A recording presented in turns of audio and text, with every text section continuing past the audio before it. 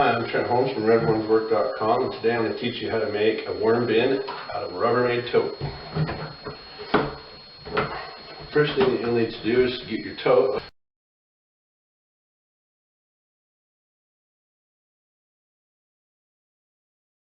And then we're going to drill some holes in the lid, the sides, and the bottom.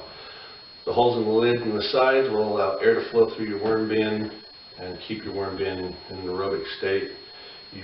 Airflow in your worm bin is really important, so it's really important that we get a lot of holes drilled in the lid and the sides to let air flow through our worm bin. So let's do that.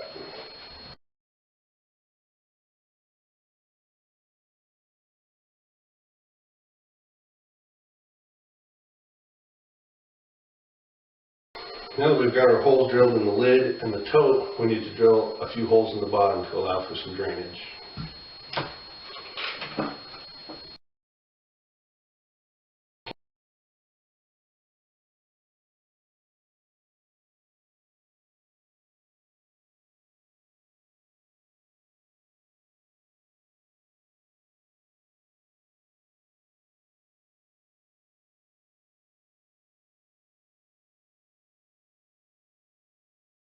Okay, now we've got all our holes drilled in the tote and the lid. We've drilled 6 holes in the bottom of the bin to allow the excess water to drain out. Now let's add some bedding to this and get it ready for our worms.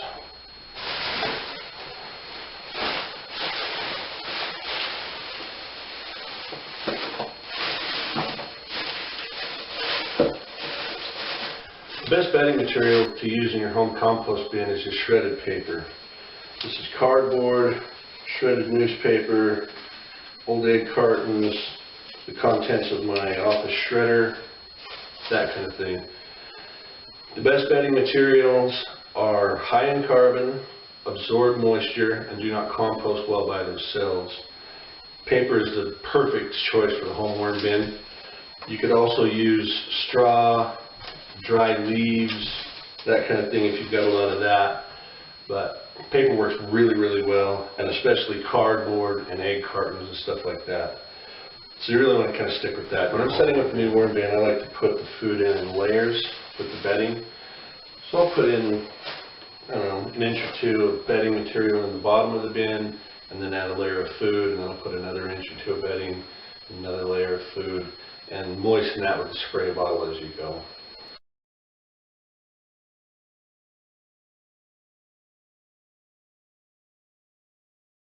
So now we've got our first layer of bedding and food in there. Now we're just going to add another layer.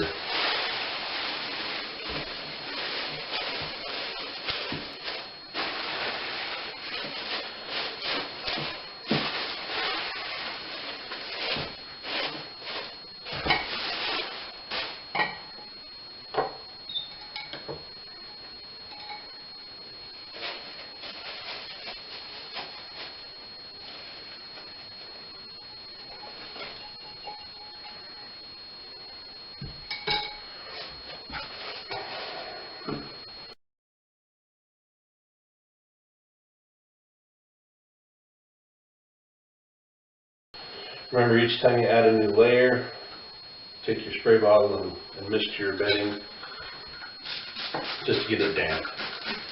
You don't really need to worry about getting this really wet at this point because the food that you put in there contains a lot of water, and that's going to help to wet your bedding down. Plus, we're going to let this bin sit and age for about a week before we add our worms to it. Now that we've added our last layer of food scraps, we're going to add one more layer of bedding on top of that just to cover that all up. That'll help keep fruit flies and gnats and things like that from getting into your bin.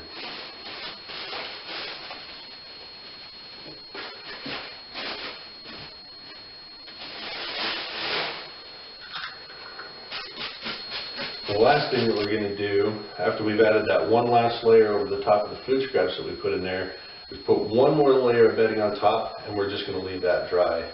That'll help encourage your worms to stay down in the moist bedding where the food is, and that will also help to keep fruit flies and stuff like that out of your bin.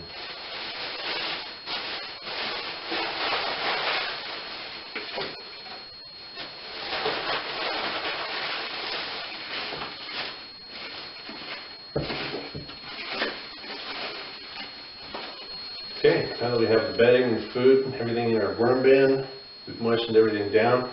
Now we're going to put the lid on this. We're going to let it sit for about a week. And that's going to allow the bin to mature and age and let the microbes in the bin start to grow and make the ideal condition for your worms when they arrive.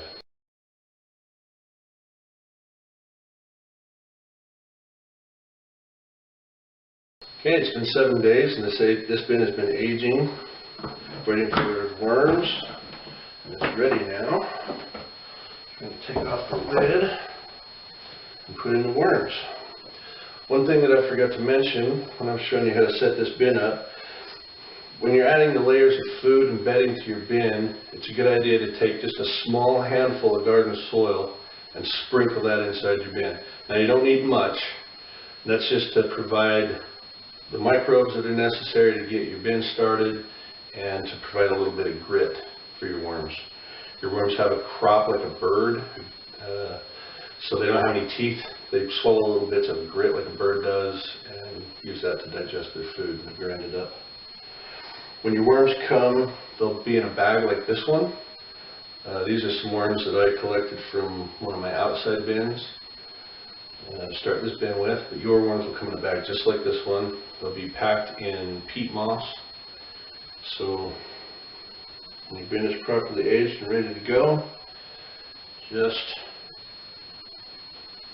open up your bag, dump in your worms.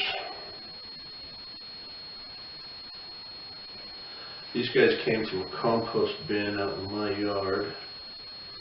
I keep my worms and compost and everything going in. You can see there's just a mass of them.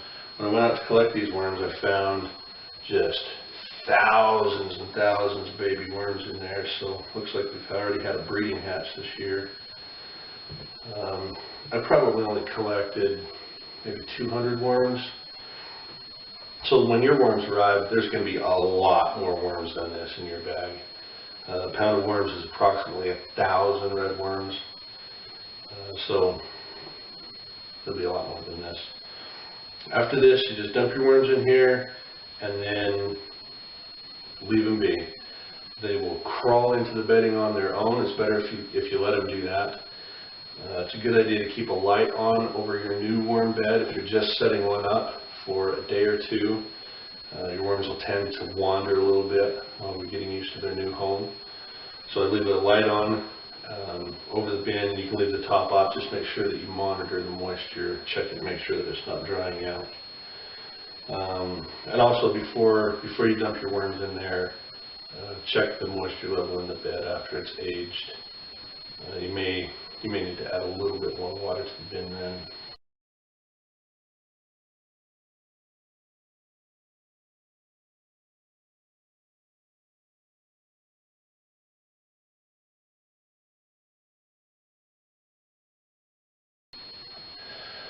Okay, so now I'll explain to you why I recommend you get 2 totes and 3 lids. I take one of the lids, the extra lid, and put it underneath my tote on a couple of blocks like this to hold it up off the bottom.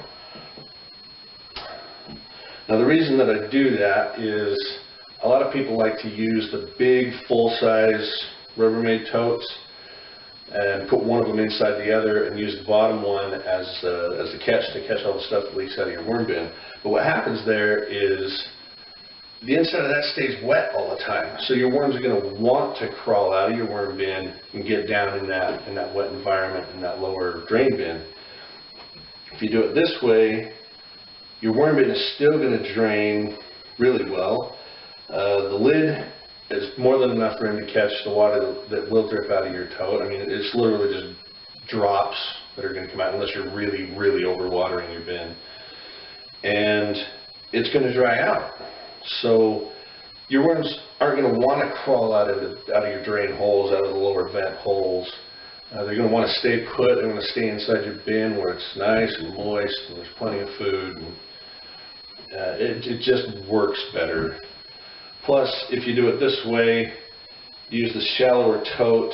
These shallower totes just breathe better. Your castings have a far less chance of being anaerobic in the bottom, which is a common problem in these plastic bin totes. And then I take the other tote,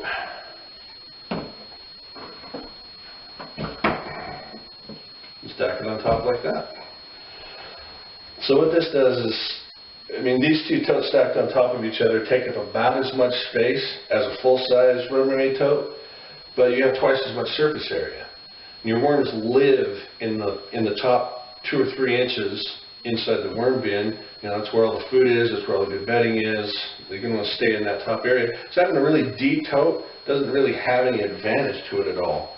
Use the smaller totes, you're going to breathe better, you're going to produce better castings, you're going to have healthier worms because the whole system will breathe better, it'll drain really well, and it makes it a lot easier to move around, and you effectively double the amount of surface area that you have in this system in the same amount of space.